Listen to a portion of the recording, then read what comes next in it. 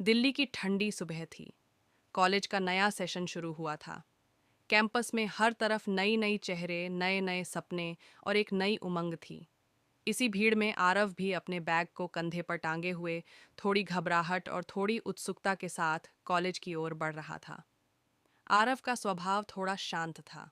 वो किताबों और पेंटिंग्स में ज्यादा खोया रहता, दोस्तों की भीड़ में कम दिखता, मगर जो भी उसे जानता उसके सादगी भरे अंदाज का कायल हो जाता। दूसरी तरफ अनन्या थी। अनन्या का व्यक्तित्व बिल्कुल अलग, चंचल, मस्तीखोर, जिंदा दिल और बेबाक।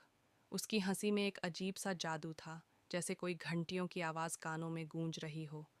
पहली नज़र पहले ही दिन क्लासरूम में जब अनन्या ने दरवाज़ा खोला और अंदर आई, तो आरव की नज़रें जैसे थम सी गईं। उसकी आंखें चमक उठीं, मानो अचानक किसी ने दिल की धड़कनों को तेज़ कर दिया हो। अनन्या बेखबर थी। वो अपने दोस्तों के साथ हंसते हुए सीट पर बैठ गई, लेकिन आरव के दिल में उसकी तस्वीर जैसे छप गई। क्लास के बाद कैंटीन में भीड़ लगी हुई थी। अचानक किसी ने आरव से टकराकर कॉफ़ी उसके शर्ट पर गिरा दी। आरव चौंका और देखा, वही अनन्या थी। Oh, I am so sorry, Ananya ने घबराकर कहा। आरव हल्का मुस्कुराया। कोई बात नहीं, वैसे भी सफ़ेद शर्ट ज़्यादा देर सफ़ेद कहाँ रहती है। अनन्या हंस पड़ी, और उस हंसी ने आरव के दिल में ऐसी जगह बना ली जिसकी उसने उम्मीद भी नहीं की थी। दोस्ती की शुरुआत दिन बीतते गए। ग्रुप प्रोजेक्ट्स, क्लास प्रेजेंटेशन और कैंटीन की मीटिंग्स के बहाने दोनों की बातें बढ़ने लगीं। अनन्या को हैरानी होती कि आरव इतना शांत क्यों है। तुम हमेशा इतने चुप क्यों रहते हो, उसने एक दिन पूछा। आरव ने मुस्कुराकर कहा, शोर से नहीं, खामोशी से कहानियाँ ज़्यादा सुनाई देती हैं। ये सुनकर अनन्या थोड़ी देर चुप रही। उसे लगा, ये लड़का वाकई अलग है। धीरे धीरे दोनों की दोस्ती गहरी होती गई। लाइब्रेरी में साथ पढ़ना, कैंटीन में कॉफ़ी शेयर करना और कॉलेज फेस्ट में साथ काम करना, सब कुछ जैसे उन्हें करीब ला रहा था। एहसास एक शाम कैंपस की बेंच पर दोनों साथ बैठे थे। आसमान में हल्के बादल और ठंडी हवा चल रही थी। अनन्या ने अचानक पूछा, आरव, क्या तुम्हें कभी किसी से प्यार हुआ है? आरव ने थोड़ी देर चुप रहकर कहा, हाँ, हुआ है, पर कहने की हिम्मत कभी नहीं हुई। अनन्या हंसी। क्यों? लड़की बहुत खतरनाक थी क्या? आरव ने उसकी आंखों में देखते हुए धीरे से कहा, हाँ, थोड़ी खतरनाक तो है, क्योंकि अगर वो दूर चली गई तो दिल टूट जाएगा।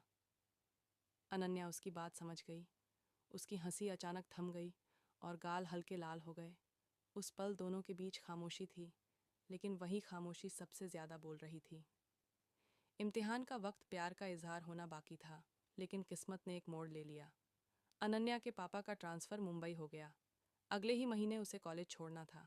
जब आरव को ये पता चला तो उसके पैरों तले ज़मीन खिसक गई। उसने तय किया कि अब और चुप नहीं रहेगा।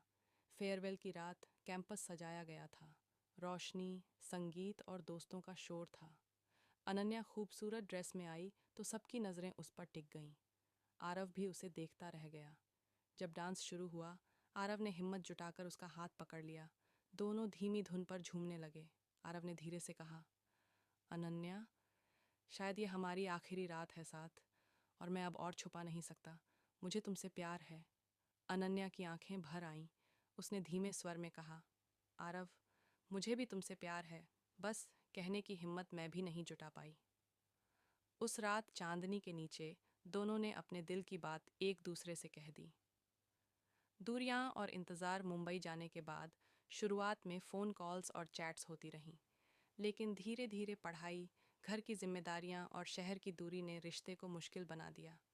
आरव कई बार अकेला बैठकर उसकी यादों में खो जाता।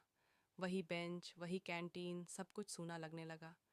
दूसरी तरफ अनन्या भी मुंबई की भीड़ में अक्सर सोचती, काश मैं दिल्ली में होती, उसके साथ। मुलाकात दोबारा 2 साल बाद। एक दिन अचानक आरव को मुंबई